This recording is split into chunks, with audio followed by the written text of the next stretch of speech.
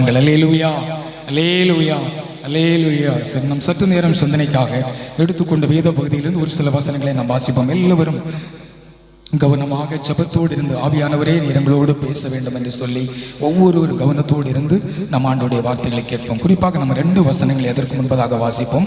அப்படி எல்லோரும் மார்க்கு சுவிசேஷத்துக்கு நேராக திருப்பிக் கொள்வோம். மார்க் எழுதின சுவிசேஷம் 9வது அதிகாரம் அதனுடைய 7வது வசனத்தை யாராவது ஒருவர் வாசிப்போம். மார்க் எழுதின சுவிசேஷம் 9வது அதிகாரம் அதனுடைய 7வது வசனம்.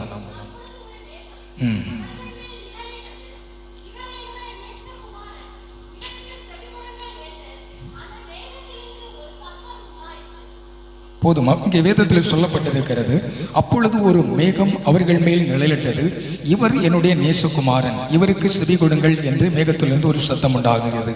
இங்கே பிதாவாகிய தேவன் ஒரு காரியத்தை யாரிடத்தில், அது குமாரனாகிய இயேசு கிறிஸ்துவினிடத்தில் அல்ல, அவர் நேரடியாகவே சீசர்களிடத்தில், அதாவது ஆண்டவர் தன்னுடைய அந்த இடத்திலே 12 சீசர்களை அவர் தெரிந்து கொண்டார். ஆனாலும் இந்த உயரமான மலை என்று அந்த ஆரம்பத்திலே சொல்லப்பட்டிருக்கிறது. 6 நாளைக்கு பின்பு இயேசு பேதுருவையும் யாக்கோபையும் யோவானையும் ஆகிய அந்த 3 பேரையும் அழைத்து, அங்கே சொல்லப்பட்டிருக்கிறது, உயர்ந்த மலையின் மேல் அவர்களை தனியே கூட்டிக் கொண்டு போய் அவர்கள் முன்பாக மறுரூபம் ஆனார் என்று சொல்லப்பட்டிருக்கிறது. இதிலே அநேக விதமான ஆவிக்குரிய அர்த்தங்கள் உண்டு. அந்த குறிப்பிட்ட அந்த 12 பேரிலே 3 பேரை மாத்திரம் ஆண்டவர் பிரித்தெடுத்து கொண்டு அங்கே செல்கிறார். ஆனால் அந்த இடத்திலே ஆண்டவர் மறுரூபம் ஆகுற பொழுது அந்த இடத்துல இவர்கள் எல்லாரும் அதை பார்த்து சந்தோஷப்பட்டு தங்களுடைய சந்தோஷத்தின் மிகுதினால் அவர்கள் பரவசப்பட்டு பேசக்கூடாத வார்த்தைகள் எல்லாம் பேசி அந்த உலகத்தோடு, அந்த உலகத்திலே நாம் இந்த இடத்துல இருக்கிறது நல்லது, உமக்கு ஒரு கூடாரம், இப்படி பலவிதமான காரியங்களை அவர்கள் அங்கே சொல்லி என்ன பேசுகிறோம் என்று சொல்லி தங்களை அறியாதபடி அந்த சந்தோஷத்தின் மிகுதியினாலே அவர்கள் ஒரு சில காரியங்களை அங்கே பேசினார்கள். ஆனால் அந்த பிதாவாகிய தேவன் அவர்களோடு ஒரு காரியத்தை இங்கே சொல்லுகிறார். என்ன சொல்லுகிறாரா?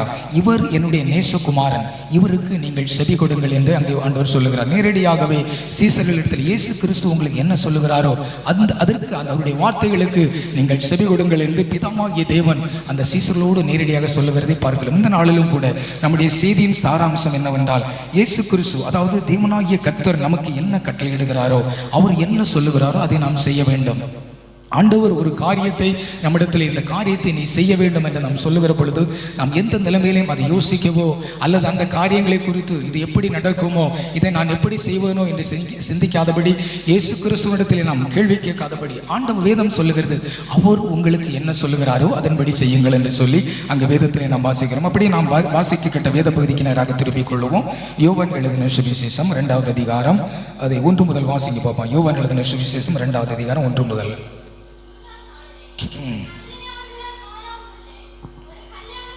போதும். இங்கே ஒரு சம்பவம், அதாவது கல்யாண கானாவூர் என்கிற இடத்திலே ஒரு சம்பவம் அங்கே நடக்கிறது.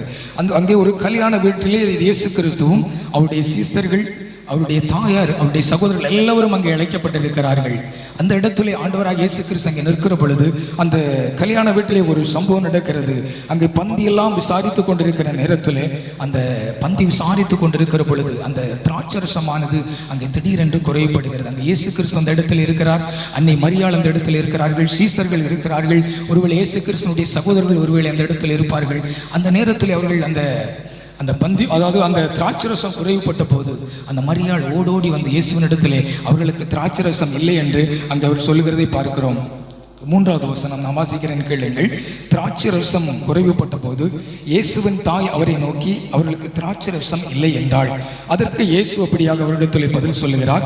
அதற்கு இயேசு, ஸ்திரியே, எனக்கும் உனக்கும் என்ன, என் வேலை இன்னும் வரவில்லை என்று அங்கே ஆண்டவர் ஒரு பதிலை சொல்லுகிறார். அதாவது இயேசு கிறிஸ்து ஒரு காரியத்தை செய்கிற பொழுது அல்லது இயேசு கிறிஸ்து ஒரு காரியத்தை சொல்ல வேண்டும் என்றால் அந்த பிதாவிடத்திலிருந்து ஒரு அனுமதி அல்லது ஒரு வேலை அங்கே வர வேண்டும் என்று சொல்லி அங்கே ஆண்டவர் தன்னுடைய வேலைக்காக காத்திருக்கிறது நாம் பார்க்கிறோம். அப்படி அடுத்த வசனத்திலே அவர் நாம் சொல்லப்பட்டிருக்கிறது, இயேசுவின் தாய் உடனே அங்கே என்ன சொல்கிறார்? இயேசு கிறிஸ்துவினிடத்திலே வந்து அந்த இயேசுவின் தாய் அந்த காரியத்தை கேட்ட பிற்பாடு 2வதாக அவர் மறுபடியும் வந்து என்னிடத்தில் அங்கே சீசர்களிடத்தில் அவர் சொல்லுகிறார். அவருடைய தாய் சீசர்கள் இடத்தில் அல்ல, அவருடைய தாய் அங்கே பந்தி விசாரிப்பு அல்லது அந்த வேலையில நிற்கிறவர்களை பார்த்து சொல்லுகிறார்கள். அவருடைய தாய் வேலைக்காரரை நோக்கி, அவர் உங்களுக்கு என்ன சொல்லுகிறாரோ அதன்படி செய்யுங்கள் என்றார். அல்லேலூயா. அப்போ இயேசு கிறிஸ்து என்ன சொல்லுகிறார், இயேசு நமக்காக என்ன சொல்லுகிறார்? வேதத்திலே இயேசு கிறிஸ்து சொன்ன வார்த்தையை கேட்டவருடைய நிலைமைகள் அது எப்படி ஆசீர்வதிக்கப்பட்டது. நமக்கு சமயம் இருந்தால் இயேசு கிறிஸ்துனுடைய வார்த்தையை கேட்காதவருடைய நிலைமைகள், அதாவது இயேசு கிறிஸ்து நீ இதை செய்ய வேண்டும், நீ இதை நிச்சயமாக செய்ய வேண்டும், அல்லது நீ இதை செய்யக்கூடாது என்று சொல்லி அவர் கட்டளையிட்ட வார்த்தையை கேட்டவருடைய காரியங்களையும் அதை கேட்காமல் போனவருடைய காரியங்களையும் நாம் சுருக்கமாக இந்த நேரத்தில் ஒரு சில காரியங்களை குறித்து நாம் பார்க்க போகிறோம். முதலாவது, நாம் எந்த காரியத்தை பார்த்தாலும் பிதாவாகிய தேவன் ஒருவர் உண்டு நமக்கு. அவருக்கும் கீழாக இயேசு கிறிஸ்து முதலாவது என்ன செய்தார்? பிதாவாகி எந்த ஒரு காரியத்தை நாம் பார்த்தாலும் பிதாவாகிய தேவனோடும் குமாரனாகிய இயேசு கிறிஸ்துவோடும் ஒப்பிட்டு தான் நான் நல்ல காரியத்தையும் இந்த புதிய ஏற்பாடு, அதாவது அந்த கிருபை நாட்களிலே நாம் அப்படியே தான் பார்க்க வேண்டும். ஏனென்றால் ஒருவன் பிதாவின் அருளை பெறாவிட்டால் அவன் என்னிடத்திலே வரமாட்டான் என்று ஆண்டவர் சொல்லுகிறார். ஆண்டவர் பல நேரத்திலே அவர் சொல்லுவார், நானே வழியும் சத்தியமும் ஜீவனாயிருக்கிறேன், என்னை அல்லாமல் ஒருவனும் பிதாவினிடத்தில் வரமாட்டான் என்று சொல்லி ஆண்டவர் தன்னை குறித்து ஆணித்தரமாய் தனிப்பட்ட முறையிலே சொன்னாலும் அவருடைய இருதயத்திலே அவர் சொல்லுகிற முக்கியமான காரியங்கள், ஒருவன் பிதாவின் அருளை பெறாவிட்டால் அவன் என்னிடத்திலே வரமாட்டான். அல்லேலூயா. அதற்காகத்தான் ஒருவன் என்னை நோக்கி அவன் தினமும் கர்த்தாவே கர்த்தாவே என்று சொன்னாலும் அவன் அந்த பிதாவின் சுத்தம் ஒருவேளை அவன் செய்ய தவறுவான். ஆனால் அவன் என்னை நோக்கி எத்தனை முறைதான் கர்த்தாவே கர்த்தாவே நாங்கள் அற்புதங்களை செய்தோம், அடையாளங்களை நடப்பித்தோம் என்று சொன்னாலும் ஆண்டவர் சொல்லுகிறார், ஒரு நேரத்திலும் நான் உங்களை அறியேன் என்று அங்கே ஆண்டவர் சொல்கிறார். ஆகவே இயேசு கிறிஸ்து பிதாவாகிய தேவனுக்கு கீழ்ப்படிந்து ஆண்டவர் என்ன செய்தார் என்பதை நாம் முதலாவது வாசிக்க வேண்டும். பாருங்கள், அதாவது ஒரு பண்டிகை நாட்களில் எருசலேமில் நடந்த ஒரு பண்டிகை நாட்களிலே இயேசுவின் தாயும் அந்த தகப்பனுமாக இயேசுவை கூட்டிக் கொண்டு அந்த பட்டணத்தில் அந்த நடக்கிற அந்த திருவிழாவுக்கு அவர்கள் சென்று வருகிற பொழுது இயேசு கிறிஸ்து அவர்களோடு கூட வராதபடியை அவர்கள் கண்டு மறுபடியும் அவர்கள் இயேசுவை தேடி அங்கே செல்கிறது நாம் பார்க்கிறோம். அப்பொழுது இயேசு கிறிஸ்து அவர்களோடு ஒரு காரியத்தை சொல்லுகிறார். அன்னை மரியாள் அவர்களிடத்தில் இயேசு இடத்துல கேட்கிறார், மகனே நீ எங்களுக்கு ஏன் இப்படி செய்தாய் என்று அன்னை மரியாள் இயேசு கிறிஸ்துவிடத்தில் சொல்லுகிற பொழுது இயேசு கிறிஸ்து அவர்களுக்கு விதமாக ஒரு பதிலை சொல்லுகிறார். நீங்கள் என்னை எதற்காக தேடினீர்கள்?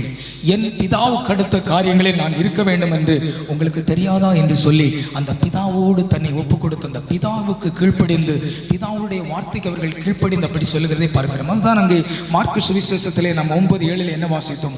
இவர் என்னுடைய நேசகுமாரன், இவருக்கு என்ன செய்யலாம்? நீங்கள் செவி கொடுங்கள். அப்படியானால் இயேசு கிறிஸ்து என்ன சொல்லுகிறார்? அவர் சொல்லுகிறதை நிச்சயமாகவே நாம் இந்த நாளிலே கேட்க வேண்டும். பாருங்கள், இயேசு கிறிஸ்து அந்த இடத்திலே அவர் ஒரு அற்புதத்தை இதுவரையிலும் செய்யவில்லை. அவர் தன்னுடைய ஒரு பெரிய அளவில் ஆண்டவராக இயேசு கிறிஸ்து அங்கே பிரபலம் ஆன மாதிரி நமக்கு தெரியவில்லை. ஆனாலும் அவர் அங்கே என்ன சொல்லுகிறாராம்? அவர் வேலை வந்த பொழுது அவர் அங்கே வேலைக்காரர்களை நோக்கி என்ன சொல்கிறார்? நீங்கள் சாடிகளிலே என்ன செய்யுங்கள்?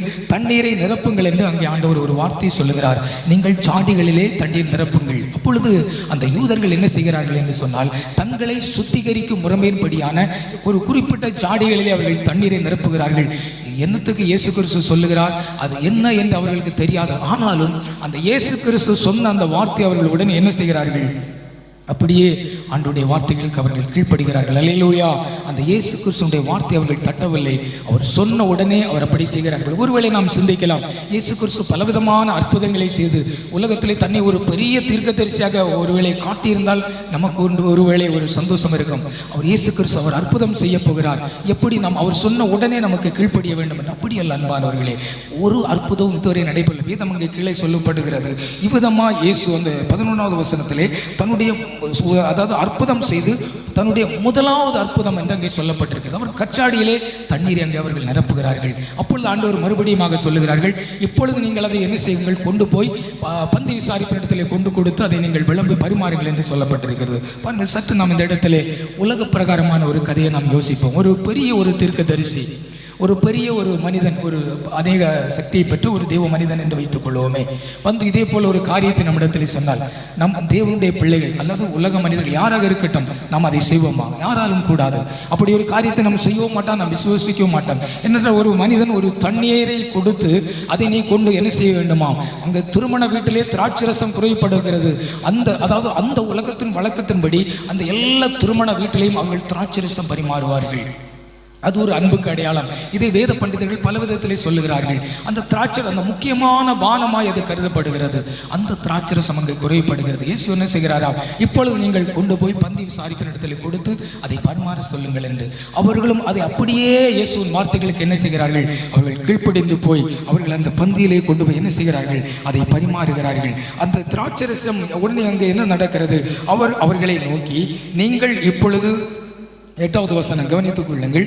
அவர் அவர்களை நோக்கி, நீங்கள் இப்பொழுது கொண்டு பந்தி விசாரிப்பு காரிடத்திலே கொண்டு போங்கள் என்றார். அவர்கள் கொண்டு போனார்கள். பாருங்கள், இயேசு கிறிஸ்து சொன்ன அந்த மாத்திரத்திலே அவர்கள் என்ன சிந்தித்தார்களோ, என்ன சொன்னார்களோ, ஒருவேளை ரகசியமாக ஏதாவது காரியங்கள் அவர்களுக்குள்ளே பேசிப்பார்கள். அங்கே வேதத்திலே பதிவு பண்ணப்படவில்லை. அவர்கள் கொண்டு போங்கள் என்று சொன்ன மாத்திரத்திலே அங்கே அடுத்து சொல்லப்பட்டிருக்கு, அவர்கள் கொண்டு போனார்கள் என்று. அடுத்ததாக அங்கே என்ன நடக்கிறது?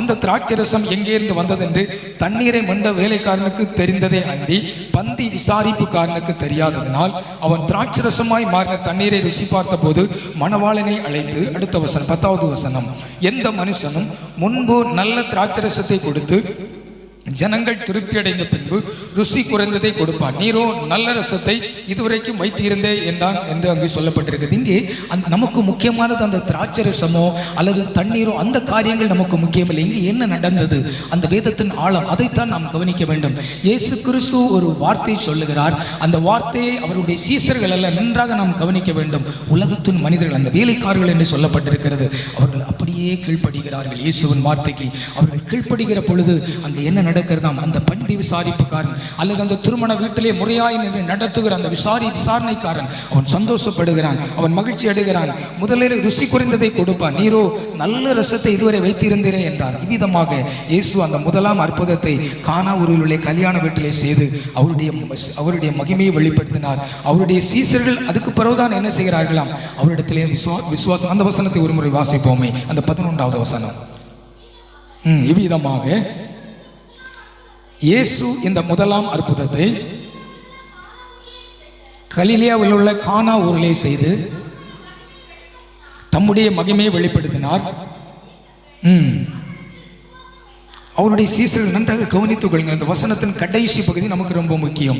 அவருடைய சீசர்கள் அவரிடத்தில் விசுவாசம் வைத்தார்கள். அப்போ அந்த சீசர்கள் அல்லாத மனிதர்கள் இயேசு கிறிஸ்து சொன்ன உடனே என்ன செய்தார்களாம்? விசுவாசித்தார்கள். அன்பான தேவனுடைய பிள்ளைகளே, இயேசு கிறிஸ்து ஒரு காரியத்தை சொல்லுகிறார் என்றால் அதிலே அநேக அர்த்தம் உண்டு. நாம் எந்த விதத்திலையும் நாம் என்ன செய்யக்கூடாது?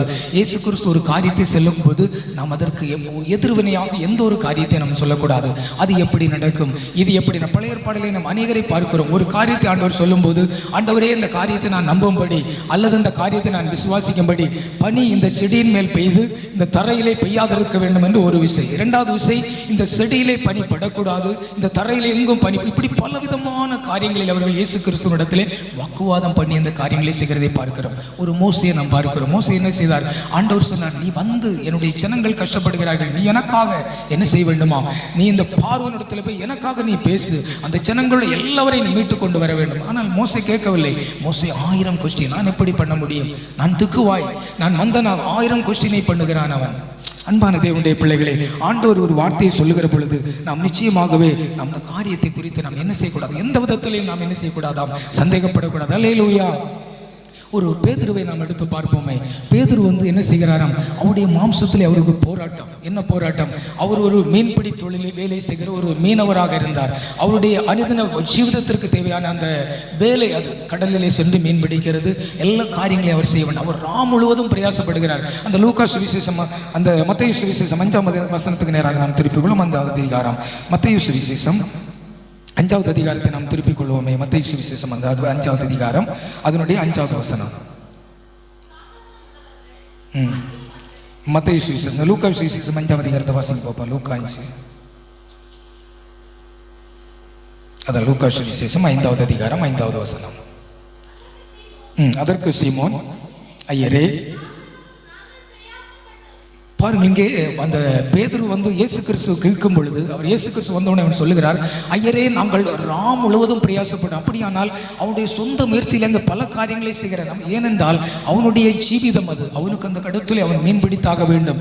அதை கொண்டு விற்றுதான் அவனுடைய பிழைப்பு நடத்த வேண்டும். அதற்காக அவன் தன்னுடைய மாம்சத்தில் அவன் போராடி கொண்டிருக்கிறான், அவனுடைய வாழ்க்கையின் தேவைக்காக. அந்த இடத்துல இயேசு கிறிஸ்து சொல்லுகிறார், ஆண்டவர் ஒரு காரியத்தை சொல்கிறார். திரும்ப வாசிங்க அந்த 5வது வசனம்.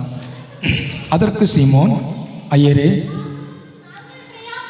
ராம் முழுவதும் நாங்கள் பிரயாசப்பட்டோம், ஒன்றும் அகப்படவில்லை. ஆகிலும் உம்முடைய வார்த்தையின்படியே, அடுத்த வசனம், அந்தபடி அவர்கள் செய்து தங்கள் வலை கிழிந்து போகத்தக்கதாக, திரும்ப ஒரு அந்தபடி அவர்கள் செய்து தங்கள் வலை கிழிந்து போகத்தக்கதாக போதும். அந்த இடத்துல நீங்கள் நன்றாக கவனித்து பாருங்கள். அந்த பேதுரு அவனுடைய சொந்த முயற்சியினால் அவன் அங்கே பிரயாசப்பட்டு கொண்டிருக்கிறான். மீன் பிடிப்பதற்காக, தன்னுடைய ஜீவிதத்திற்காக, தன்னுடைய அனுதின வாழ்க்கைக்காக அவன் இயேசு கிறிஸ்துவோடு சேர்ந்திருக்கிறவன். ஆனாலும் அவன் தன்னுடைய சொந்த தேவைகளுக்காக அவன் போராடி பிரயாசப்பட்டு கொண்டிருக்கிறான். அந்த இடத்துல இயேசு கிறிஸ்து வருகிறார். வந்து அவனிடத்திலே சொல்லுகிறார், நீங்கள் அந்த புறமாக வலையை போடுங்கள். அதற்கு முன்பதாக ஆண்டவர் ஒரு காரியம் அந்த ஆரம்பத்திலே நாம் வாசிக்கிற பொழுது, அப்பொழுது அவர் கடற்கரையிலே நின்று 2 படகுகளை கண்டார். மீன் பிடிக்கிறவர்கள் அவைகளை விட்டு இறங்கி வலைகளை அலசி கொண்டிருந்தார்கள். அப்பொழுது அந்த படகுகளில் ஒன்றில் ஏறினார். அது சீமோனுடையதா இருந்தது. அதை கரையிலிருந்து சற்றே தள்ளும்படி அவனை கேட்டுக்கொண்டு அந்த படவில் உட்கார்ந்து ஜனங்களுக்கு போதகம் பண்ணினார். அதற்கு முன்பதான வசனத்தில் சொல்லப்பட்டிருக்கிறது, ஆழத்துளை தள்ளி கொண்டு போய் மீன்களை பிடிங்கள் என்று சொல்லி ஆண்டவர் அங்கே சொல்லப்படுகிறார். ஆழத்துளை தள்ளி கொண்டு போங்கள். அதாவது கரையின் அருகாமையில் அல்ல, நீங்கள் சற்று ஆழமாய் சென்று என்ன செய்ய வேண்டுமா ஆண்டுடைய வார்த்தையை சொல்லுகிறார். பேதுருவிடத்தில் அவர் சொல்லுகிறார். ஆனால் இந்த பேதுரு அவரிடத்தில் கேட்கிறார், ஐயரே, நாங்கள் முழுவதும் பிரயாசப்பட்டோம், ஒரு சிறிய காரியம் தான் அவன் கேட்கிறான், ஆனாலும் உம்முடைய வார்த்தையின்படி நான் வலையை போடுகிறேன். அங்கே நடந்த அற்புதம் என்ன? அவன் வலையை போட்டான். இயேசு கிறிஸ்துவின் வார்த்தைக்கு அவன் என்ன செய்தானாம்? அவன் அப்படியே கீழ்ப்படிந்த பொழுது அந்த நிறைவான ஒரு ஆசீர்வாதம், அல்லேலூயா, அவனுக்கு நிறைவான பலன் அந்த இடத்துல உண்டாயிற்று. பாருங்கள், அந்த சந்தோஷத்தின் மிகுதியினால் அது அவன் ஒருவனால் அதை இழுக்கக்கூடாது அல்லது தாங்கக்கூடாதனால் பக்கத்தில் நின்ற எல்லாவரையும் அவன் துணைக்கு கூப்பிட்டு அந்த வலை இழுக்கும்படியான நிறைவான ஆசீர்வாதத்தை ஆண்டவர் அங்கே கொடுக்கிறார். ஆண்டவர் நம்ம இடத்துல சொல்லுகிறார், நாம் ரட்சிக்கப்பட்டிருக்கிறோம், அவருடைய ரத்தத்தினால் கழுவப்பட்டிருக்கிறோம், பரிசுத்த ஆவியை நமக்கு அவர் தந்திருக்கிறார், நம்மை அனுதினம் பாதுகாத்து வழி நடத்தும்படி. அன்பான தேவனுடைய பிள்ளைகளே, நம்ம ஒவ்வொருடைய வாழ்க்கையிலே நாம் சிந்தித்து பார்ப்போமே, ஆண்டவர் என்னிடத்திலே அவர் என்ன கேட்கிறார், நம்ம இடத்துல என்ன கேட்கிறார்?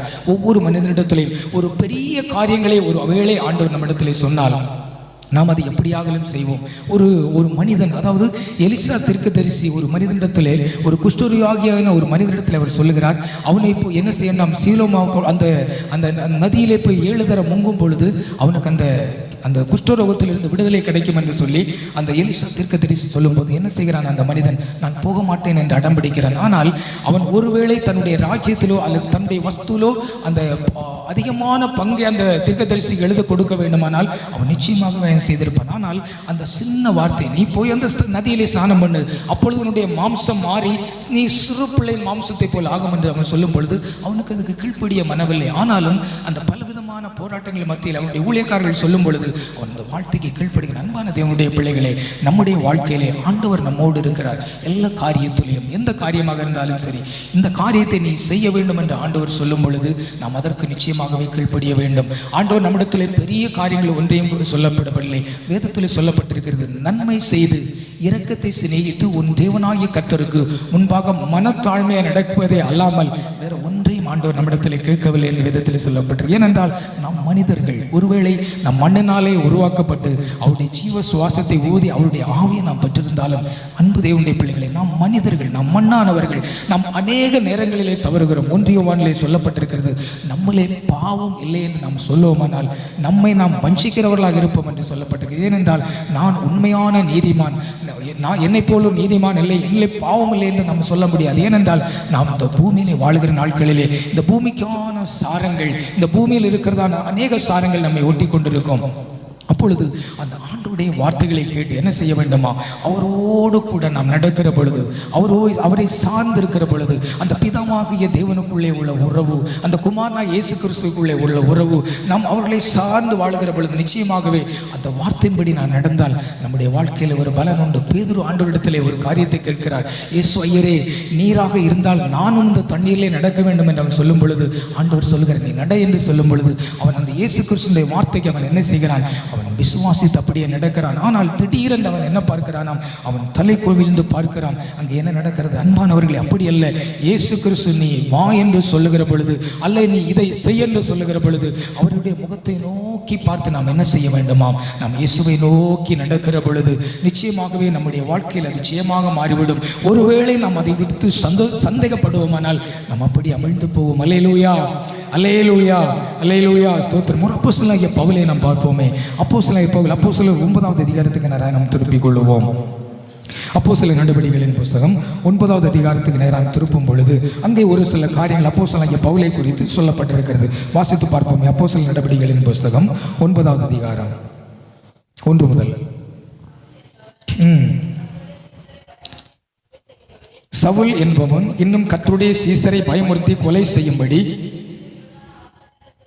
சீறி பிரதான ஆசாரியரிடத்திற்கு போய் போதும் அந்த அப்போஸ்தலனாகிய பவுல், அதாவது அவன் சவுல் என்கிற நாமத்தோடு இருந்த பொழுது அவன் அந்த ரோம போர்ச்சவர்கள் அல்லது ரோம சக்கரவர்த்தியினுடைய ஆதிக்கத்தின் அதிகாரத்துக்குள் அவன் இருந்து இந்த கிறிஸ்துவ மார்க்கத்திற்கு எதிராக என்ன செய்தானாம், அவன் அப்படியே தன்னுடைய வேலையை, அவன் தனக்கு கொடுக்கப்பட்ட வேலை என்ன என்று சொன்னால் அந்த அதாவது கிறிஸ்துவுக்கு எதிரான காரியங்கள், அந்த கிறிஸ்தவ தேவனுடைய பிள்ளைகளுக்கு எதிரான காரியங்களை அவன் செய்து கொண்டிருந்தான். ஆனால் அவன் கடைசியாக அந்த கிறிஸ்தவர்கள், இந்த மார்க்கத்தாராகிய புருஷர்கள், ஸ்திரீகள், பிள்ளைகள் யாரை கண்டாலும் அவர்களை இழுத்து அந்த ரோம சக்கரவர்த்திகளுக்கு முன்பாக கொண்டு வந்து அவர்களை அடித்து துன்புறுத்தி கொலை செய்ய வேண்டும் என்பது அவனுடைய நோக்கம். இப்படி அவன் எல்லாவரிடத்திலும் அந்த நிருபங்களை கேட்டு வாங்கி கொண்டு போகிற பொழுது சடதியாக ஒரு சம்பவம் நடக்கிறது.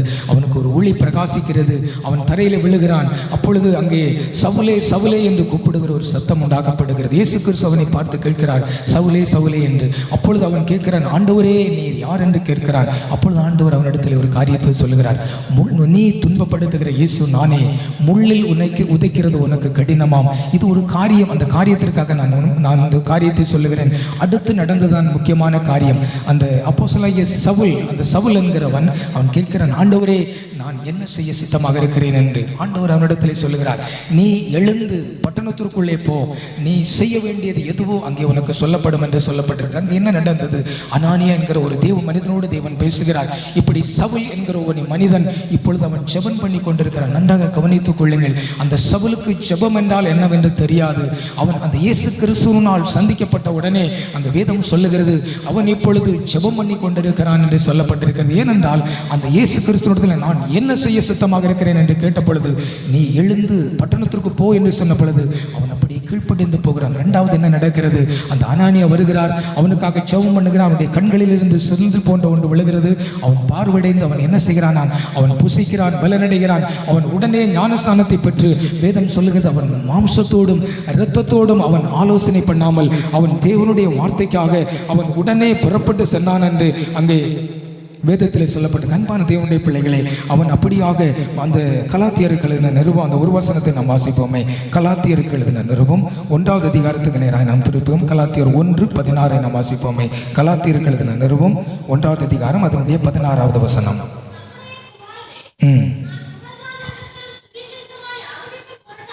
அந்த வசனத்தை நன்றாக கவனித்துக் கொள்ளுங்கள். தம்முடைய குமாரனை வாசிங்கள். அந்த வசனம், நான் புற ஜாதிகளிடத்தில் சுவிசேஷமாக அறிவிக்கும் பொருட்டாக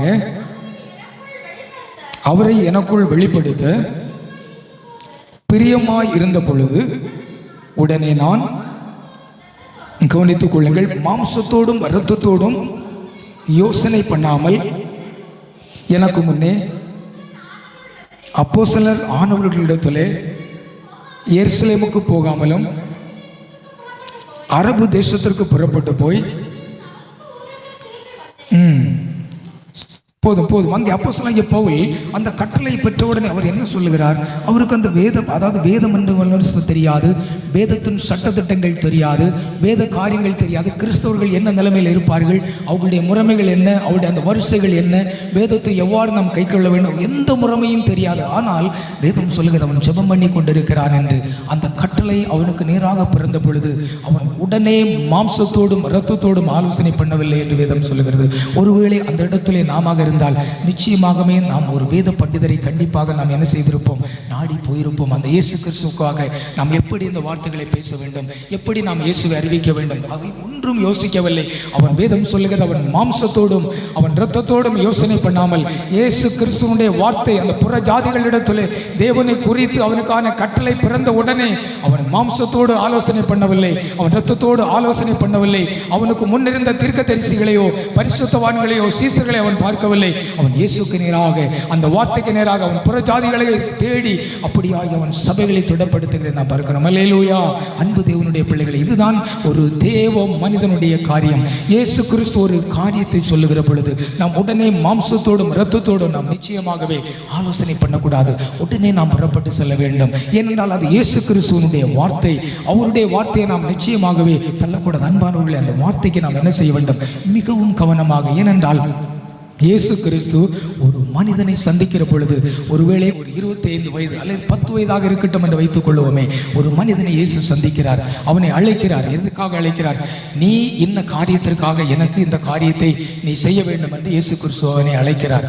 ஒருவேளை அந்த மனிதனுடைய வாழ்க்கையின் முடிவு 70 வருஷமாக இருக்கும், அல்லது 80 வருஷமாக இருக்கும், அல்லது 20 வயது என்று வைத்துக் கொள்வோமே, அல்லது அவன் 100 வயது வரை வாழ்வான் என்று வைத்துக் கொள்வோமே. அன்பானவர்களை, நாம் சிந்திக்க வேண்டிய ஒரு காரியம், அவனை யார் அழைத்திருக்கிறார்? அவனை அழைத்தது வானத்தையும் பூமியையும் வார்த்தையினால் படைத்த உன்னதமான தேவன் அவனை அழைத்திருக்கிறார். அல்லேலூயா.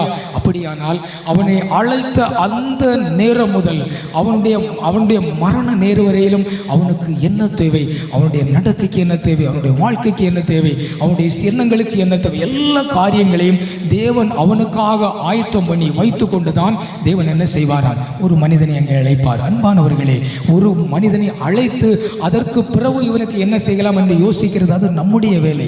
நாம் மாம்சமானவர்கள். ஏனென்றால் நம்முடைய அறிவு குறைவானது.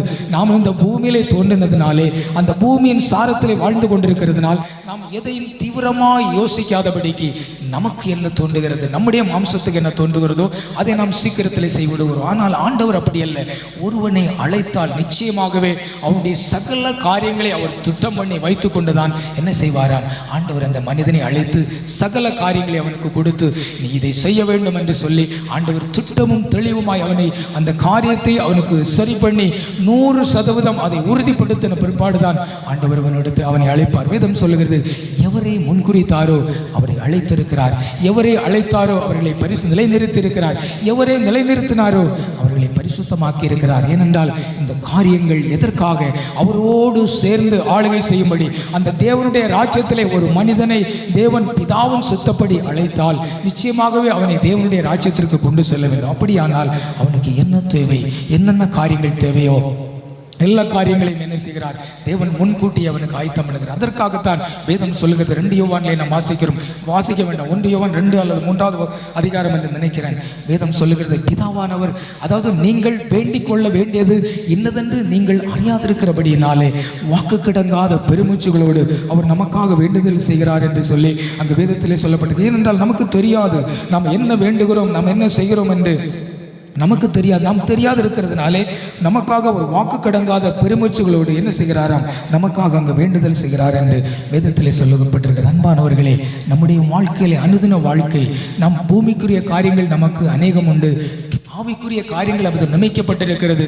நம்முடைய மாம்சத்திலே அல்ல, நம்முடைய இரத்தத்திலே. ஏனென்றால் பிதாவாகிய தேவன் நமக்கு உண்டு, குமாரனாகிய தேவன் நமக்கு உண்டு, ஒரு பரிசுத்த ஆவியானவராகிய தேவன் நமக்கு உண்டு.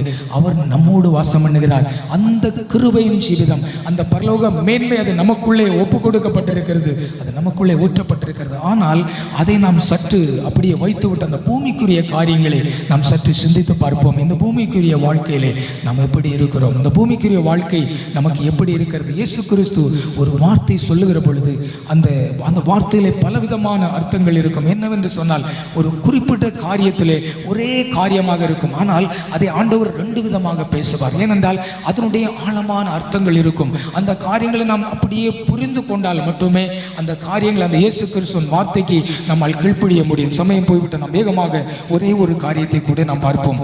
தேவனுடைய மனிதன் மோசே குறித்து நாம் அப்படியே பார்ப்போம். என்னாகமத்தின் புஸ்தகம் 20வது அதிகாரத்திற்கு எல்லாரும் திருப்பிக் கொள்வோமே.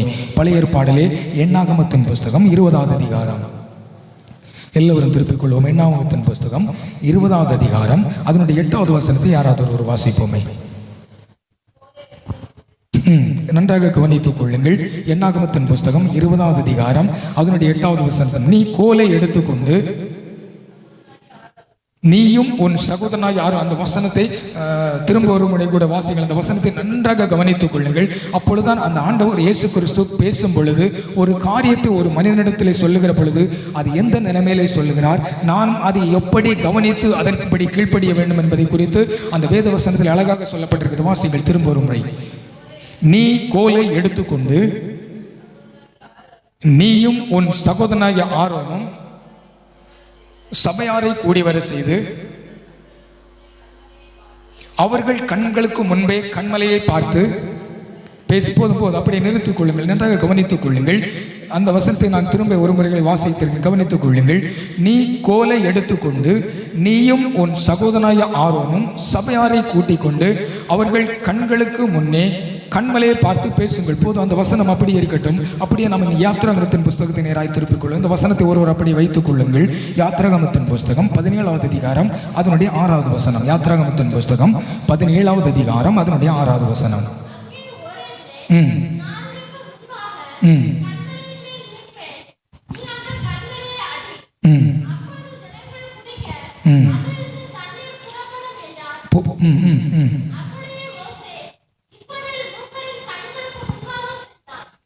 போதும், அங்கே இந்த வசனத்திலே சொல்லப்பட்டிருக்கிறது. திரும்ப ஒரு முறை கூட அந்த எண்ணாகமத்தின் புஸ்தகம் 20வது வசனத்தை நான் திரும்ப ஒரு முறை வாசித்து விட்டு இந்த வசனத்தை வாசிக்கிறேன். அப்பொழுது புரிந்து கொள்ள முடியும்.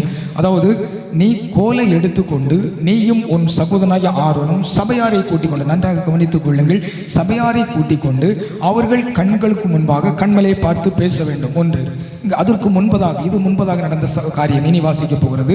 அங்கே ஓரேபிலே நான் உனக்கு முன்பாக கண்மலையில் மேல் நிற்பேன், நீ அந்த கண்மலையை அடி. அதற்கு முன்பதான வசனத்தை நான் வாசிக்கிறேன், கேளுங்கள். அப்பொழுது கர்த்தர் மோசேயை நோக்கி, நீ இஸ்ரவேல் மூப்பரில் சிலரை உன்னோடே கூட்டிக் கொண்டு. நன்றாக கவனித்துக் கொள்ளுங்கள் அந்த வசனத்தில் இருக்கிற வேறுபாடு. அதாவது, இயேசு கிறிஸ்து ஒரு காரியத்தை சொல்லும் போது நாம் அதை எப்படி கடைபிடிக்க வேண்டும், எப்படி கவனித்துக் கொள்ள வேண்டும் என்பதை குறித்து நாம் பார்க்கிறோம். அப்பொழுது கர்த்தர் மோசேயை நோக்கி, நீ இஸ்ரவேல் மூப்பரில் சிலரை உன்னோடே கூட்டிக் கொண்டு நீ நதியை அடித்த உன் கோலை உன் கையிலே பிடித்துக் கொண்டு ஜனங்களுக்கு முன்னே நடந்து போ. அதாவது, அங்கே ஆண்டவர் என்ன சொல்லுகிறாராம், இந்த எண்ணாகமத்தின் புஸ்தகத்திலே ஜனங்கள் எல்லாவரையும் கூட்டிக் கொண்டு வந்து அவர்கள் மத்தியிலே நீ என்ன செய்யணும் ஆண்டாமா, என்னை நோக்கி, அதாவது அந்த கண்மலை கிறிஸ்து, அது நமக்கு எல்லாருக்கும் தெரியும், என்னை நோக்கி நீ என்ன செய்ய வேண்டுமா, பேச வேண்டுமா. ஏனென்றால் ஜனங்கள் எல்லாவரும் பார்த்து கொண்டு இருக்கிறார்கள். ஜனங்களுக்கு கண்களுக்கு முன்பதாக அவரை ஆண்டவர் சொல்லுகிறார், என்னை பார்த்து பேசுங்கள் என்று. இங்கே ஆண்டவர் என்ன சொல்லுகிறார், நீ இஸ்ரவேலின் மூப்பர்கள் ஒரு சிலரை கூட்டிக் கொண்டு ஜனங்களுக்கு முன்பதாக வந்து நான் கண்மலையின் மேல் நிற்பேன், நீ அந்த இடத்தை அடி என்று. ஆனால் அங்கே அந்த மோசே என்ன நினைத்தார், என்ன அதை செய்தார், எப்படி அதை புரிந்து கொண்டார் என்று தெரியாது. முதலாவது சொன்ன காரியத்தை அவர் என்ன செய்தாராம், அப்படியே கீழ்ப்படிந்து அவர் கண்மலையை அடித்தார். அப்படித்தானே சொல்லப்பட்டிருக்கிறது.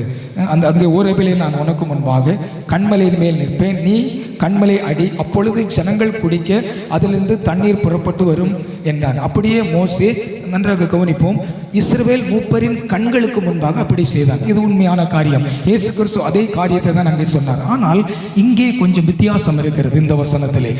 நீ கோலை, எண்ணாகமம் 20வது அதிகாரம் 8வது வசனம், நீ கோலை எடுத்துக்கொண்டு நீயும் உன் சகோதரனாய ஆரோனும் சபையாரை கூட்டிக் கொண்டு, நன்றாக கவனித்துக் கொள்ளுங்கள், சபையாரை கூட்டிக் கொண்டு கூடி வர செய்து அவர்கள் கண்களுக்கு முன்பாக கண்மலையை பார்த்து என்ன செய்ய வேண்டுமா, பேச வேண்டும். அடிக்கக்கூடாது, பேச வேண்டும். ஆனால் இந்த மோசே ஐயா என்ன செய்தாராம், கண்மலையை 2 தரம் ஓங்கி தன்னால் எவ்வளவு பலம் உண்டோ அதை சேர்த்து அடித்தார். ஆண்டவர் சொன்னார், ஆண்டவர் மோசேயும் ஆரோனையும் தனியாக அழைத்து ஆண்டவர் விதமாக ஒரு காரியத்தை சொன்னார், இந்த ஜனங்களுக்கு முன்பாக நீங்கள் என்னை என்ன செய்தீர்கள், பரியாசம் பண்ணினீர்கள், என்னை கனப்படுத்தவில்லை. அன்பான தேவனுடைய பிள்ளைகளே, இது எதை குறிக்கிறது, இந்த வேதவசனத்தின் ஆழம் நமக்கு எதை கற்றுக்கொள்கிறது. அதாவது, முதலாவது இஸ்ரவேல் ஜனங்கள் மூப்பர்களுக்கு முன்பாக நீ கண்மலையை பார்த்து என்ன செய்ய வேண்டுமாம், அடிக்க வேண்டும். ஆனால் அது சாதாரண காரியம். ஏனென்றால் அவர்கள் தேவ மனிதர்கள், தேவனை அறிந்தவர்கள், அது ஒரு பொருட்டல்ல. ஆனால் ஜனங்கள், அவர்கள் தேவனை அறியாதவர்கள். அந்த ஜனங்களுக்கு முன்பாக வேதம் சொல்லுகிறது, ஒரு மனிதன் பரிசுத்தமாய் வாழுகிறது ஒரு ஊழியக்காரனுக்கு முன்பாகவோ, ஒரு தேவனை அறிந்த ஒரு தேவனுடைய ஜனங்களுக்கு முன்பாகவோ இல்லை. அந்த வசனத்தின் ஆழத்தை நாம் நன்றாக புரிந்து கொள்ள வேண்டும். மாறாக இந்த உலகத்திலே நாம் வாழுகிற இந்த ஜனங்கள் மத்தியிலே, இந்த பறந்து விரிந்த இந்த உலகத்திலே, இந்த பாவமான இந்த உலகத்திலே வைக்கப்பட்டிருக்கிற ஜனங்கள் மத்தியிலே என்ன செய்ய வேண்டுமாம், அந்த இயேசு கிறிஸ்துவை நாம் சுமந்து கொண்டு அவர் நம்மோடு இருக்கிறதுனாலே அந்த ஜனங்கள் மத்தியில் என்ன செய்ய வேண்டுமாம், நாம் இயேசு கிறிஸ்துவை காட்டி கொடுக்க வேண்டும். நாம் இயேசு கிறிஸ்துவுக்கு என்ன செய்ய வேண்டுமாம், நாம் பரிசுத்தம் உள்ளவர்களாய் வாழ வேண்டும். அதை குறித்து தான் ஆண்டவர் அங்கே சொல்லுகிறார். நாம் அந்த அதாவது பரிசுத்தவான்கள் மத்தியிலே நாம் என்ன செய்ய வேண்டுமாம், இயேசு கிறிஸ்துவை காண்பிக்கிறது ஒரு பொருட்டல்ல. ஆனால் நம் அந்த ஜனங்கள் மத்தியிலே, எல்லா ஜனங்கள் மத்தியிலும், ஏனென்றால் நாம் ஒரு நிருபம், இப்போ ஒரு வேத புஸ்தகம் இருக்கு என்று வைத்துக் கொள்வோமே, ஒரு வசனத்தை கூட நாம் வாசிப்போம். 2 கொரிந்தியர் 3வது அதிகாரத்துக்கு நேராக நாம் திருப்போம். நம்மை குறித்து ஆண்டவர் ஏன் சொல்லுகிறார்? ஏன் அந்த காரியத்தை மோசேயினிடத்திலே ஆண்டவர் சொன்னார்? ஜனங்கள் மத்தியிலே நீங்கள் ஏன் என்னை பரிசுத்தம் பண்ணவில்லை, ஏன் எனக்கு கீழ்ப்படியவில்லை என்று சொல்லக்கூடியதற்கான ஒரு காரியம் அங்கே புதிய ஏற்பாடில் அதற்கான ஒரு ரகசியம் இருக்கிறது. வாசிங்கள் அந்த 2 கொரிந்தியர் 3வது அதிகாரம் 2-3 வசனங்கள். நன்றாக கவனித்துக் கொள்ளுங்கள் அந்த வசனத்தை. எங்கள் இருதயங்களிலே எழுதப்பட்டும் சகல மனுஷர்களாலும் அறிந்தும் வாசிக்கப்பட்டும் இருக்கிற எங்கள் நிருபம் நீங்கள் தானே, ஏனெனில் நீங்கள் எங்கள் ஊழியத்தினால் உண்டாகிய, போதும் பாருங்கள், நீங்கள் எங்கள் ஊழியத்தினால் உண்டாகிய கிறிஸ்துவின் நிருபங்கள் என்று அதுக்கு முன்பதாக வசனத்தில் சொல்லப்பட்டிருக்கிறது. நீங்கள் வாசிக்கிற நிருபங்கள். அன்பானவர்களே, இந்த சபை, அதாவது நாம் காண்கிற இந்த சபையிலே, இந்த கூடுகையிலே வந்து நாம் ஒரு பெரிய பரிசுத்தவான் அல்லேலூயா ஒரு பெரிய ஒரு பாட்டுகளை பாடி அப்படியா நாம் ஆகோசம் பண்ணி அப்படி நாம் பார்க்கிறதை தேவன் விரும்பவில்லை. ஜனங்கள் மத்தியிலே, ஜனங்கள் நாம் வாழ்கிற இந்த பூமியிலே ஜனங்கள் மத்தியிலே எப்படி நாம் பரிசுத்தமாக வாழ வேண்டும், அதைத்தான் ஆண்டவர் விரும்புகிறார். அதாவது ஊழியக்காரர்கள் மத்தியிலே அல்ல, இந்த ஜனங்கள் மத்தியிலே, கிறிஸ்தவர்கள் மத்தியிலே அல்ல, கிறிஸ்தவன் மத்தியிலே அல்ல, கிறிஸ்துவை அறியாது இருக்கிற நம்மை சுற்றி நெருங்கி நிற்கிற இந்த ஜனங்கள் மத்தியிலே நாம் எப்படி இருக்கிறோம், அதைத்தான் ஆண்டவர் விரும்புகிறார். அதுதான் நாம் வாசிக்கிற ஒரு நிருபம். இந்த வேத புஸ்தகம் ஒரு இடத்திலே, ஒரு லைப்ரரியிலே இருக்குன்னு வைத்துக் கொள்வோமே. ஒரு மனிதன் அதை எடுத்து என்ன சொல்லுவான்? இது ஒரு பரிசுத்தமான புஸ்தகம், இது நன்மையான புஸ்தகம், இதில் எழுதப்பட்டது நன்மையானது என்று. அதே போல் தான் ஒரு புஸ்தகத்திற்கு ஒப்பிட்டு, அந்த ஒரு நிருபத்திற்கு, ஒரு எழுதப்பட்ட ஒரு கடிதத்திற்கு ஒப்பிட்டு ஆண்டவர் என்ன சொல்கிறாரா? நம்மை சொல்லப்பட்ட நீங்கள் எல்லாம் ஒரு வாசிக்கிற நிருபங்கள். ஏனென்றால் நாம் போகிற இடத்திலே, நாம் செயல்படுகிற இடத்திலே, நாம் காண்கிற இடத்தில் அநேகர்கள் நம்மை காண்பார்கள். நாம் நிசாரமாக வாழ்ந்து கொண்டிருப்போம். ஆண்டவர் சொல்லுகிறார், நீங்கள் ஒரு நிருபங்கள். அப்போ அவர்கள் மத்தியிலே நாம் என்ன செய்ய வேண்டுமா? ஒரு சாட்சியாக வாழ்ந்து இயேசு நம்மோடு இருக்கிறது நாம் அவர்களுக்கு அப்படியே வெளிப்படுத்தி நாம் கொடுக்க வேண்டும். 1 யோவான் 3வது அதிகாரத்தில் சொல்லப்பட்டிருக்கிறது, நீங்கள் பெற்ற அபிஷேகம் என்ன செய்கிறதாம்? உங்களுக்குள் இருக்கிறது. அந்த 16-23 வசனமாக வாசிக்க வேண்டாம், வீடுகளிலே சென்ற அந்த வசனங்களை வாசித்துக் கொள்ளுங்கள். அந்த அபிஷேகம் சகல சத்தியத்திற்குள்ளும் நம்ம என்ன செய்யுமாம்? வழி நடத்தும். அன்பானவர்களே, நாம் சற்று சிந்தித்து பார்ப்போம். நம்முடைய வாழ்க்கையிலே இயேசு கிறிஸ்து சொல்லுகிற காரியங்களுக்கு நாம் கீழ்ப்படுகிறோமா? மோசே என்ன செய்தாராம்? அந்த ஊழியக்காரர்கள் கண்களுக்கு முன்பதாக அவர் நலமான காரியங்களை செய்தார். ஆனால் ஜனங்கள் முன்பதாக ஆண்டவர் எதை விரும்புகிறார்? ஜனங்களுக்கு முன்பாக என்னை அறியாத ஜனங்கள், நம்மை, அதாவது இயேசு கிறிஸ்துவனுடைய காரியங்களை அறியாத ஜனங்கள், இந்த இயேசு கிறிஸ்துவனுடைய வேதத்தின் சட்டத்திட்டத்தை அறியாத ஜனங்கள், நாம் அறிந்திருக்கிறோம், அது நமக்கு கொடுக்கப்பட்டிருக்கிறது. எல்லாருக்கும் இந்த வாக்கியம் இல்லை. நாம் வாழ்ந்து வாசித்து அதை அதன்படியே நாம் செயல்பட்டால் மட்டுமே மற்றவர்களை நாம் ஆதாயம் பண்ண கொள்ள முடியும். அதே போல் தான் இயேசு கிறிஸ்து பிதா என்ன சொன்னாரோ அதை அப்படியே அவர் கீழ்ப்படிந்து அதன்படி அவர் நடந்து என்ன சொல்லுகிறாராம்? அன்னை மரியாள் சொல்லுகிறார்கள், அவர் உங்களுக்கு என்ன சொல்லுகிறாரோ அதன்படி செய்யுங்கள். பிதாவாகிய தேவன் சீசர்களிடத்திலே சொல்லுகிறார், இவர் என்னுடைய நேசகுமாரன், அவருக்கு நீங்கள் என்ன செய்கிறாராம்? செவி கொடுங்கள். அவர் என்ன சொல்லுகிறாரோ அதன்படி நீங்கள் செய்யுங்கள். அன்பானவர்களே, இயேசு கிறிஸ்து என்ன சொல்லுகிறார் நம்மிடத்திலே? இந்த உலகத்திலே நீங்கள் எனக்கு என்ன செய்யுங்கள்? சாட்சிகளாக வாழுங்கள். இந்த நீங்கள் நான் உலகத்தை ஜெயித்தேன், நீங்களும் ஜெயிப்பீர்கள். அப்படியானால் இந்த உலகத்திலே நாம் வாழக்கூடிய வாழ்க்கையிலே நமக்கு என்ன தேவை? எல்லாவற்றையும் தேவன் ஆயத்தம் அடைந்திருக்கிறார். முதலாவது நாம் தேவனுடைய ராஜ்யம், அவருடைய நீதி, அவருடைய காரியங்களை செய்யும் போது, அவருடைய வார்த்தைக்கு நாம் கீழ்ப்படியும் போது நிச்சயமாகவே அன்பான தேவனுடைய பிள்ளைகளை நம்ம எல்லோரும் சிந்திப்போம். இந்த இரவு நேரத்திலே ஆவியானவர் நம்மோடு பேசி இருக்கிறார். ஆண்டவரே, உம்முடைய வார்த்தைக்கு நான் கீழ்ப்படிய வேண்டுமே. ஆண்டவரே, நீர் எனக்கு சொன்ன வார்த்தைகள் அது எப்படிப்பட்டது? ஆண்டவரே, ஒரே காரியங்கள் 2 விதமாய் சொல்லப்பட்டிருக்கிறது. ஆண்டவரே, அவைகளை நான் ஞானமாய் அறிந்து கொண்டு அதை நான் அறிய வேண்டுமே.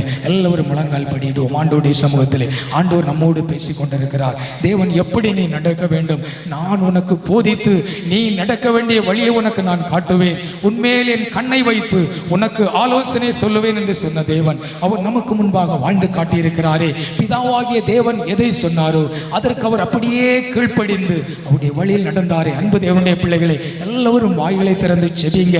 அப்பா, உம்முடைய வார்த்தைக்கு நான் கீழ்ப்படிய வேண்டுமே. ஆண்டவரே, ஒரு இயேசு கிறிஸ்து சொன்ன வார்த்தையை கீழ்ப்படிந்ததினாலே ஆண்டவரே அந்த திராட்சரசம் தண்ணீராய் மாறின திராட்சரசம் ஆண்டவரே அவ்வளவு பெரிய சந்தோஷம் உண்டானது. ஆண்டவரே பேதுரு என்கிற ஒரு மனிதன் ஆண்டவருடைய வார்த்தைக்கு கீழ்ப்படினாலே ஆண்டவரே அவனுடைய ஜீவிதம் அந்த நாளுக்கான ஜீவிதம் அல்ல ஆண்டவர். அது மாத்திரமல்ல, அவன் மனிதனை பிடிக்கிற ஒரு மனிதனாக, மனிதனுக்கு சுவிசேஷத்தை அறிவிக்கிற ஒரு மனிதனாக, தேவனுடைய உண்மையும் உத்தமமான ஒரு ஊழியக்காரனாக அவன் மாற்றப்பட்டான். ஏன்? அவன் இயேசு கிறிஸ்துவின் வார்த்தைக்கு அவன் கீழ்ப்படிந்தான். ஒரு அப்போஸ்தலனாகிய பவுலை நாம் பார்க்கிறோமே. அப்போஸ்தலனாகிய பவுல் ஆண்டவர் சொன்னார், நீ தூர தேசத்திலே புறஜாதிகள் மத்தியிலே உன்னை நான் சுவிசேஷகனாக ஏற்படுத்துகிறேன், நீ போய் எனக்காக அந்த வேலையை செய்ய என்று சொன்ன பொழுது அவன் மாம்சத்தோடும் அவன் இரத்தத்தோடும் அவன் ஆலோசனை பண்ணவில்லை என்று சொல்லப்பட்டிருக்கிறது. அன்பான தேவனுடைய பிள்ளைகளே, அவன் தேவனுடைய வார்த்தைக்கு கீழ்ப்படிந்ததினாலே, அவன் தேவனுடைய சத்தத்திற்கு அவன் செவி கொடுத்ததினாலே, அவனுடைய ஆலோசனை அவன் செயல்படுத்ததினாலே, ஹல்லேலூயா, வேதம் சொல்லுகிறது அவன் ஒரு பெரிய நீதிமான். அவன் என்ன சொல்லுகிறான்? நான் நன்றாய் ஓடினேன், ஓட்டத்தை முடித்தேன், விசுவாசத்தை காத்துக்கொண்டேன். ஏன் அவன் காத்துக்கொண்டான்? எப்படி இந்த பூமியின் வாழ்க்கையிலே அவனால் தைரியமாய் சொல்ல முடியும்? ஏனென்றால் அவன் மாம்சத்தோடு அல்ல, அவன் இரத்தத்தோடு அவன் ஆலோசனை பண்ணவில்லை. இயேசு கிறிஸ்து எதற்காக அழைத்தாரோ, என்ன காரியத்தை அவனிடத்தில் சொன்னாரோ அதற்கு அவன் அப்படியே கீழ்ப்படிந்தான். அந்த வார்த்தை அவனுக்கு ஜீவனை கொடுத்தது. அதனால் அவன் ஆசீர்வதிக்கப்பட்டான் என்று சொல்லப்பட்டிருக்கிறது. அன்பு தேவனுடைய பிள்ளைகளே, ஆண்டவர் சொல்லுகிறார், நான் உன்னை பேர் சொல்லி அழைத்து அறிந்திருக்கிறேன். இஸ்ரவேலே, நீ பாக்கியவான், கர்த்தரால் ரட்சிக்கப்பட்ட ஜனமே, உனக்கு ஒப்பானவர் ஒருவரும் இல்லை. அவருடைய வார்த்தைக்கு நீங்கள் செவி கொடுப்பீர்களே ஆகில் இந்த பூமியிலே சகல ஜனங்களை பார்க்கலாம் நீங்களே எனக்கு சொந்த சம்பத்தாக இருப்பீர்கள் என்று ஆண்டவர் இஸ்ரவேல் ஜனங்களை பார்த்து சொல்லுகிறார். நீ என் வார்த்தைக்கு உண்மையாய் செவி கொடுப்பாயானால் இந்த உலகத்திலே உள்ள எல்லா மனிதர்களை பார்க்கலாம் நீங்களே எனக்கு சொந்த சம்பத்தாக இருப்பீர்கள் என்று ஆண்டவருடைய வார்த்தை சொல்லுகிறது. அருமையானவர்களே, நன்மை செய்யுங்கள், இரக்கத்தை சிநேகியுங்கள், உன் தேவனாகிய எனக்கு முன்பாக நன்மையாய் நடந்து கொள்ளுங்கள் என்று சாதாரண காரியத்தை ஆண்டவர் நமக்கு சொல்லுகிறார். நீ அந்த இடத்திலே போ, அந்த காரியத்தை இதை செய் என்று ஆண்டவர் நம்மளை கட்டுப்படுத்தவில்லை. அவர் நம்முடைய மார்பில் நம்மை அணைத்து, என் மகனே, என் மகளே, நீ ஒழுக்கமாய் நடந்து கொள், நான் பரிசுத்தர், ஏனென்றால் நீ என்னோடு பிதாவின் ராஜ்யத்திலே ஆளுகை செய்யக்கூடியவன், நான் எப்படி பரிசுத்தராய் இருக்கிறேனோ நீ என்னை போல பரிசுத்தமாய் வாழு என்று. அல்லேலூயா. தேவ பிள்ளைகளே, ஆண்டவர் உங்களை பார்த்து சொல்லுகிறார், நீ என்னோடு ஆளுகை செய்ய பிறந்தவன், நீ எனக்காய் நியமிக்கப்பட்டவன், பிதா உன்னை எனக்கு தந்திருக்கிறார், பிதாவு சொல்லி இருக்கிறார், பிதா என் குமாரனுக்கு நீ கீழ்ப்படி, குமாரன் சொல்லி இருக்கிறார் என்னுடைய வார்த்தையின்படி நடந்து கொள் என்று சொல்லி, அப்படி அவருடைய வார்த்தையை நாம் கீழ்ப்படியோமானால் நிச்சயமாக நம்முடைய வாழ்க்கை மாறும். அன்பானவர்களே, இந்த அற்பமான பூமியின் வாழ்க்கையிலே ஒரு சந்தோஷமான வாழ்க்கை நம்மால் அனுபவிக்க முடியும். ஹல்லேலூயா. தகப்பனே, ஜீவனுள்ள வார்த்தைகளை எங்களோடு பேசினீர் ஆண்டவரே. நாங்கள் எம்மாத்திரம் கர்த்தாவே, உம்முடைய பிள்ளைகளுக்கு ஆலோசனை சொல்ல நான் எம்மாத்திரம். ஆனாலும் தேவரீர் பயன்படுத்துகிறதற்காக உம்மை நன்றியோடு துதிக்கிறப்பா. உம்முடைய வார்த்தை எங்களை பயன்படுத்த ஆண்டவரே, அந்த வார்த்தைக்கு நாங்கள் கீழ்ப்படியட்ட ஆண்டவரே, உம்மோடு உள்ள உறவிலே நாங்கள் நிலைத்திருந்து உமக்கு பிரியமாய் வாழ உதவி. எங்கள் ஒவ்வொருவரையும் உம்முடைய கருத்தில் ஒப்புக் கொடுக்கிறப்பா. ஒவ்வொருவரும் உம்முடைய பிள்ளைகள் ஆண்டவரே, நாங்கள் அறிவில் குறைவுள்ளவர்கள், ஞானத்தில் குறைவுள்ளவர்கள், எல்லாருக்கும் சம்பூர்ணமாய் கொடுக்கிறவர். உம்மோடு நம்முடைய வார்த்தைகளை கேட்டு நடக்கிற பலனையும் ஞானத்தையும் கிருபைகளையும் எங்களுக்கு தந்து எங்களை நடத்துங்கப்பா. தாழ்த்தி உம்முடைய கரங்களை தருகிறப்பா. நாங்கள் எங்கள் இல்லங்களுக்கு, நாங்கள் இளைப்பாறும்படி தந்த இல்லங்களுக்கு, இந்த பூமியிலே எங்களை இளைப்பாறும்படி தந்த இல்லங்களுக்கு கடந்து சொல்கிறோம். கர்த்தர் கூட இருந்து எங்களை நடத்தும். ஞானத்தினால் நிரப்பும் உம்முடைய வார்த்தைகளை சிந்தித்துக் கொண்டிருக்க தேவன் எங்களுக்காய்ப்பட்ட கஷ்டங்களை சிந்தித்து அதன்படி வாழ உதவி செய்யுங்கப்பா. தாழ்த்தி உம்முடைய கரங்களை தருகிறோம். இயேசு கிறிஸ்துவின் நல்ல நாமத்தில் தாழ்மையுடன் செபிக்கிறோம் எங்கள் ஜீவனுள்ள நல்ல பிதாவே, ஆமென். என் ஆத்துமாவே கர்த்தரை ஸ்தோத்தரி, என் முழு உள்ளமே அவருடைய பரிசுத்த நாமத்தை ஸ்தோத்தரி. என் ஆத்துமாவே கர்த்தரை ஸ்தோத்தரி, கர்த்தர் செய்த சகல உபகாரங்களையும் மறவாதே. ஆமென். நம்முடைய கர்த்தராகிய இயேசு கிறிஸ்துவின் கிருபையும் பிதாவாகிய தேவனுடைய அன்பும் பரிசுத்த ஆவியாருடைய ஐக்கியமும் சிநேகமும் வழிநடத்தலும் நம் அனைவரோடும் சகல பரிசுத்தவான்களோடும் இன்றும் என்னென்னைக்கும் தங்கியிருப்பதாக. ஆமென்.